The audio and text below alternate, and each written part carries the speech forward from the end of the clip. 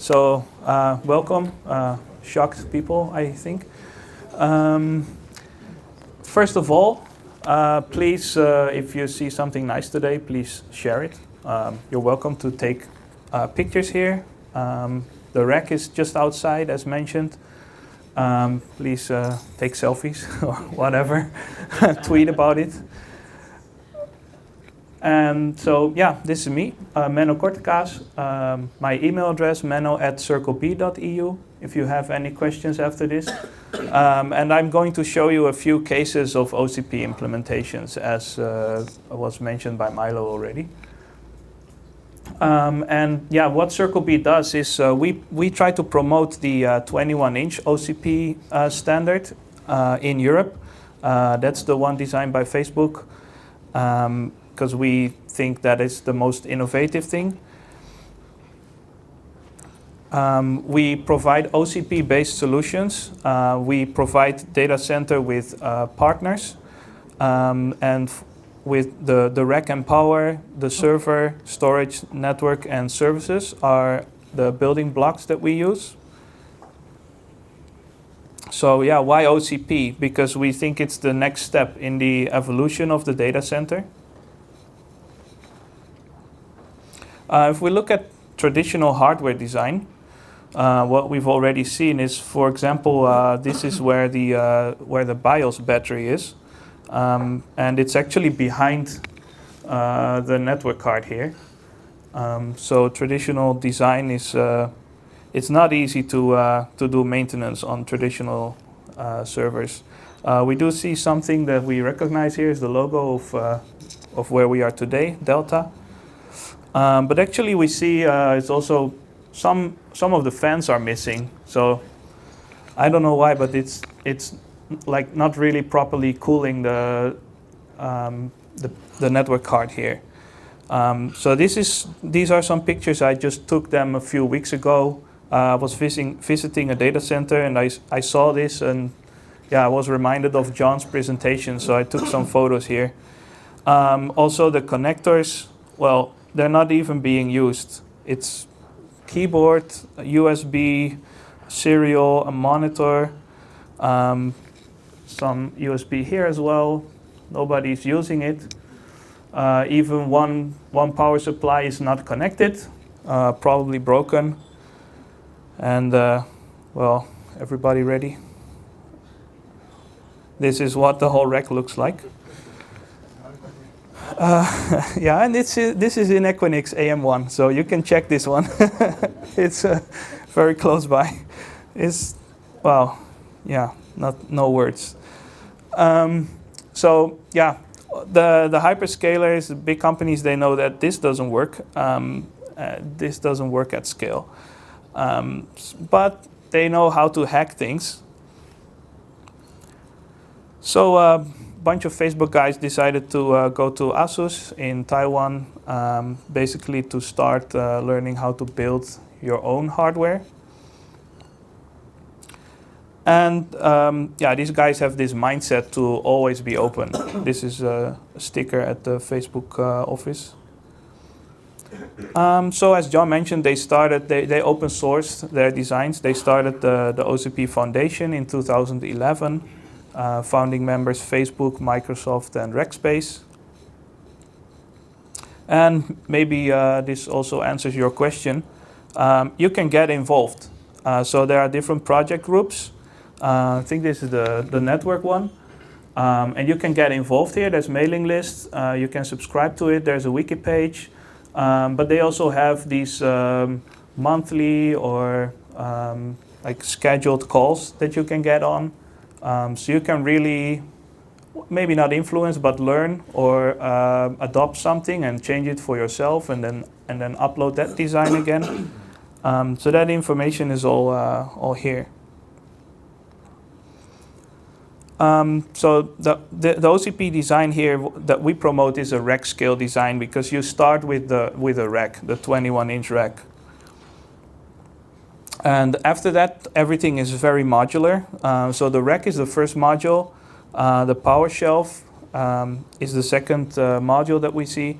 Then we have the servers and storage devices. And even inside of these devices, it's modular.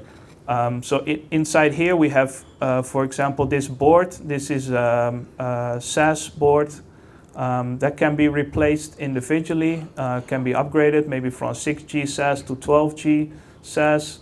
There's a lot of modules inside of these components that can be changed.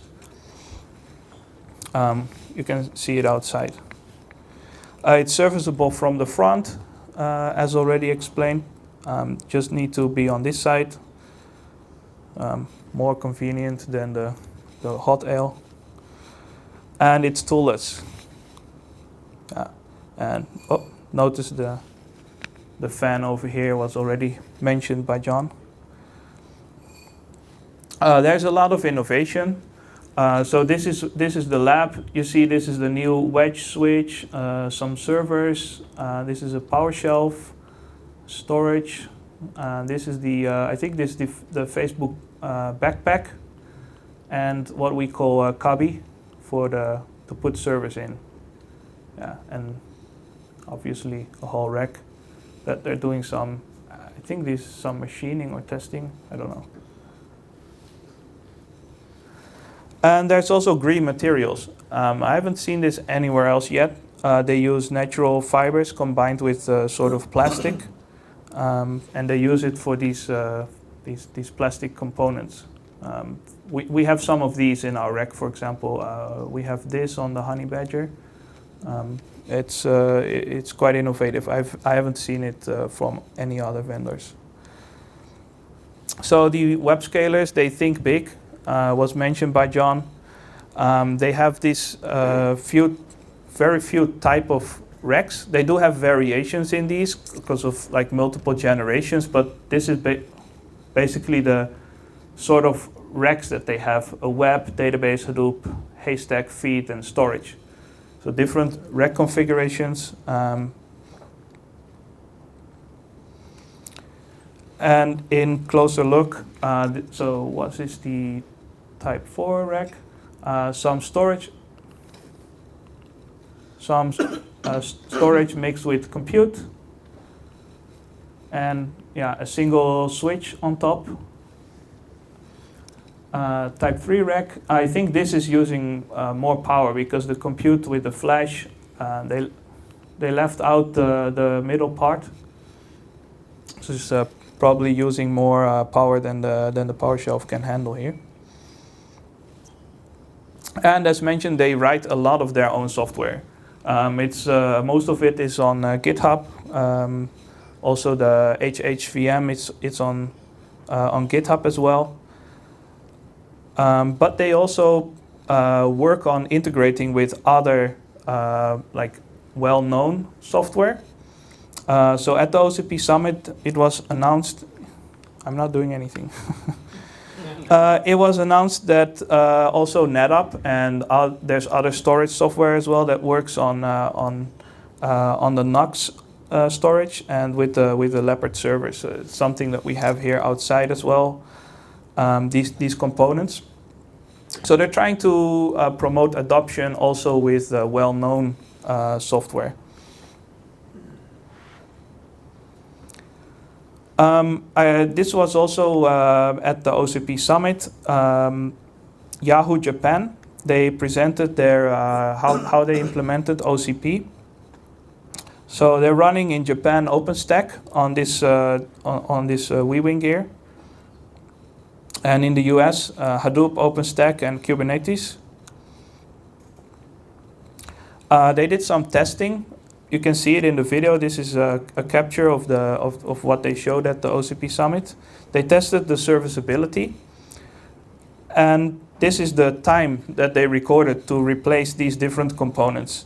And we see here the CMOS battery. It's actually, if you look outside, you pull the server out, and you can reach it from the outside. So the CMOS battery is very, very easy to replace, and this just goes deeper into the server. Like the mezzanine NICs takes the longest time because you have to take off the hard disk carrier, and so this is the component that takes the longest to replace.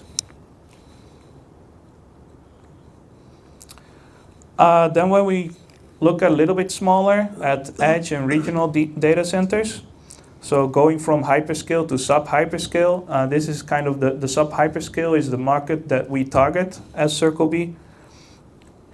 So the telcos, they really start to like OCP because they have this drive to go to network virtualization, network function virtualization. They're going through something called CORD. It's a central office re-architected as a data center. They're working on MANO, Management and Organization Working Group, part of ETSI, which is a framework for NFV. And there's the telco infra project, as John mentioned, spin-off of OCP. SK Telecom also presented at the OCP Summit. And as you can see, they're already a bit smaller. Like Facebook has hundreds of thousands of servers, as John mentioned, and they have less than tens of thousands. So the scale is getting smaller, but they still they tested it. This is their test bed, legacy rack on the left side of the corridor, and here's the OCP rack. And what they show in the presentation is also what John mentioned: the efficiency of the fans in OCP. And they noticed this decrease. So depending on the workload, at 100% workload, they noticed this decrease in power consumption, which is quite significant.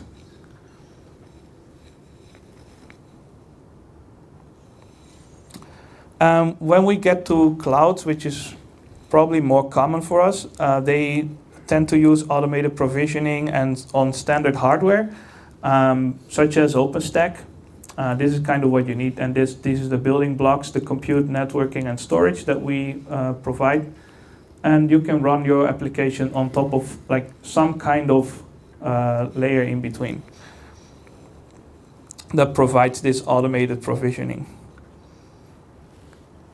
This allows you, as private cloud provider, to compete against the public cloud using open source software on top of open hardware. One of our customers is Arctic Circle Data Center. They gave us this quote: the Open Compute project allows us to use innovations of companies like Microsoft and Facebook, being able to purchase from multiple manufacturers hardware that works according to a common open specification, avoids lock-in, and is very reassuring. When planning for growth with homogeneous hardware, OCP is a natural choice. I will show you another reason why this is a natural choice, because they're really in the Arctic Circle. So they are here. Facebook data center is somewhere in Sweden, I guess around here. Yeah, you can only get there by like a very small airplane. It's not really a place where you're going to ship a lot of engineers to. This is eventually the site plan. This is what it will look like, but now it's a brown field, so they've planned for this, got all the permits, and they're now using a colo facility in this area. So initially, this is what we proposed to them. This rack layout. It's based on OpenStack and Ceph, and they recently finished testing on this proof of concept rack. They do all their own deployment. Their automated deployment is all built by themselves, so they do a lot of software things, but no hardware. And they are now on expansions of this proof of concept. They're onboarding their trial customers. So they have customers that are running on this OCP hardware as well. Then in Amsterdam here, we work with a data center called Switch Data Centers. We have this is just last week, we put one of our OCP racks in the data hall that's completely suitable for OCP.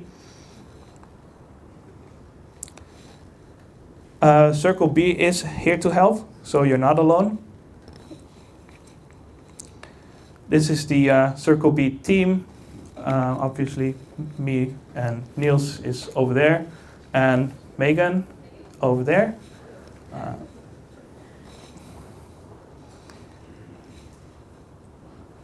And we provide these services: design, integration, pre-cabling, burn-in testing. We make everything ready for automated deployment, so you can roll the rack into a data center, plug it into the network, use Pixie, give you a list of MAC addresses, for example, and then if you do the automation, it deploys it itself. Or we could install an OS for you and do the services and consultancy. Yeah, this is one of the racks that we have built in a testing, burn-in test, I think. We can provide support services as well. And you can find us on social. We're quite active on Twitter. Facebook not so much. We have a YouTube channel. I hope everyone will subscribe so that we can get to 100 subscribers and we can get a proper link. Or you can go to our website. What's next? Trying to build a little bit of a community and get people involved and keep them updated. You can visit us at Computex in Taipei. That's in Taiwan. We'll be at the WeWin booth. It's in the TICC building. And that's it. Hopefully you have questions. You mentioned the telecom infrastructure project. Yeah. Could you elaborate whether there are sort of two groups which sort of do something similar, or probably I misunderstand that they don't do something similar, but could you elaborate on that? Yeah, so what they do similar is that they're working with OCP and they're trying to adopt certain aspects of OCP. For example, the rack, but with some modifications to telco, specifically for telcos, such as fire resistance or air filtering. So the OCP, like the OCP server itself, in the specification, you can use an environment temperature of 35 degrees, up to 35 degrees, yeah. And that's kind of what telcos like, because they have what's called the central office, but it used to be like where all the copper cables converge, and it's not really built as a data center. Mm-hmm. And you don't need you don't really need a raised floor. As John mentioned, all the cables go in from the top, and it has wheels, and you can place it like anywhere you want.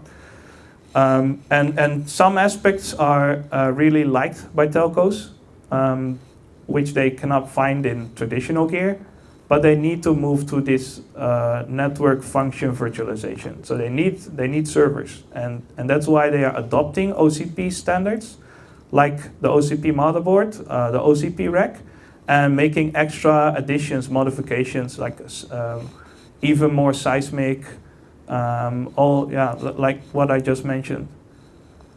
So they're making additions to it.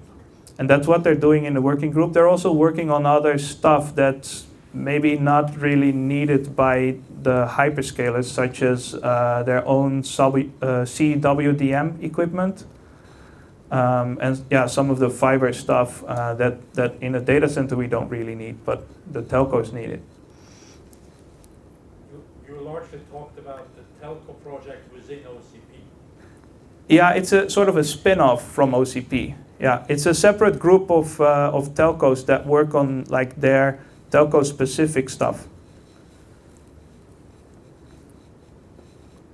And so that's where they make the modifications and they discuss, because really if like one telco in Germany, they probably have the same requirement as a telco in the US. So it doesn't make sense to start making your own design. They can make the design together. So how are we on time, Milo? Yeah, enough? Okay. Any other questions?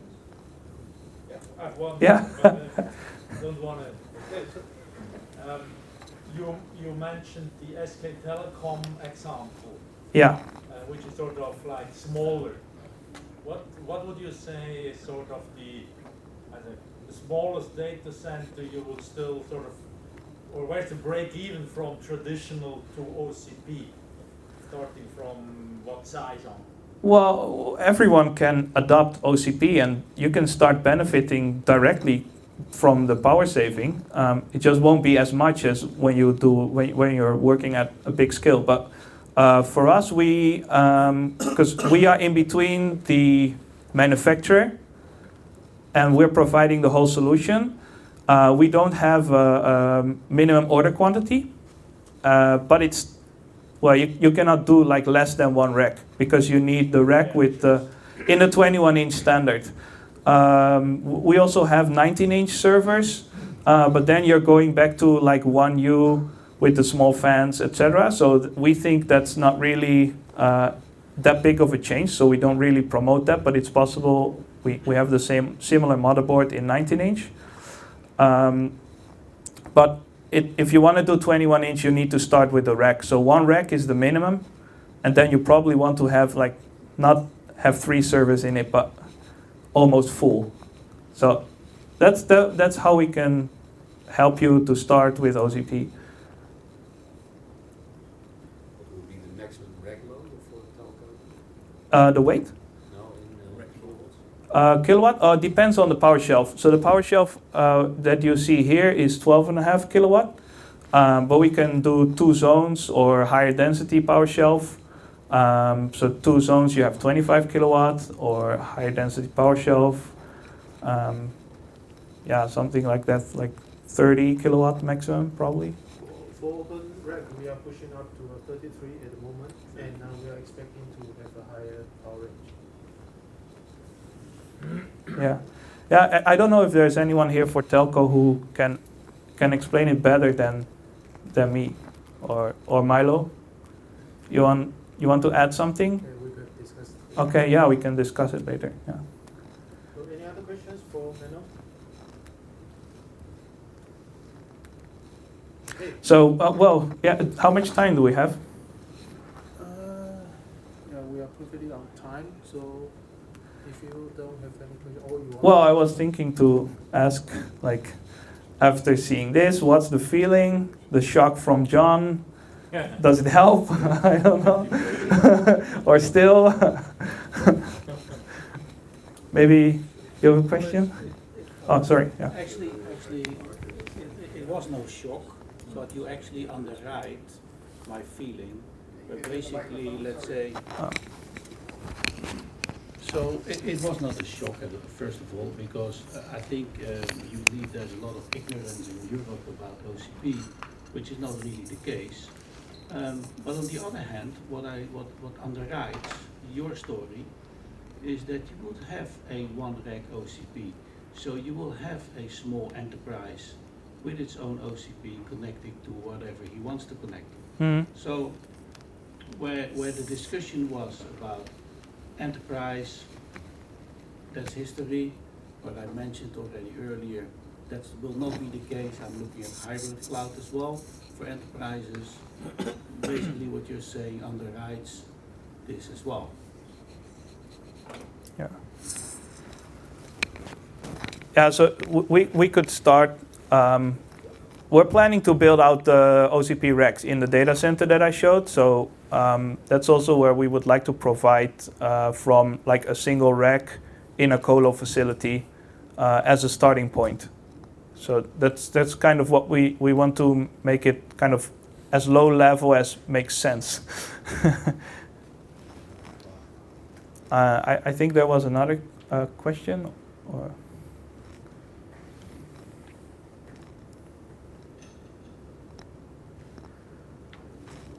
okay. Yeah. Maybe I have a question. What, if any, would be the benefit for companies that have not embraced the microservices web scale architecture and are running more kind of a legacy enterprise application?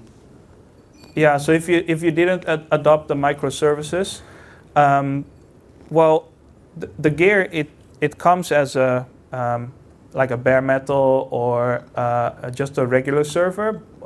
What's not there is such as fiber channel storage devices. But there are several. Facebook demonstrated last year at the Technology Day how they are running GlusterFS, for example. And this year they've added NetApp ONTAP, as well as another well-known storage vendor's software on top of OCP boxes. So there are possibilities, but it's something that we need to look into.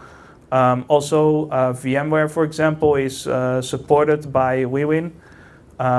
Windows is supported, and a lot of different Linux variants. Red Hat, the other one was it from Canonical, Ubuntu. They support it from Ubuntu side, from Canonical side, and from Red Hat side. It's fully supported. So they verified that. And then, yeah, either your own software, or we'd have to see if there's something already supported and available. If I can just mention the laboratories for the software compatibility, the one in America and the one in London. Yeah, so Facebook, because they would like others to adopt, they have a verification lab in the US, in Menlo Park. Their main office is where they test these other vendors' integrations, such as the NetApp integration. And in London, there will also be a lab based on 19-inch equipment where people can test software, see if it runs. Probably will run, but you just want to know. And we also have, at the moment, we already have a setup, but it's not in the data center, it's in our office, where we can provide remote access if you would like to test something on an OCP server. That's possible. Yeah. That kind of like lowers also the threshold.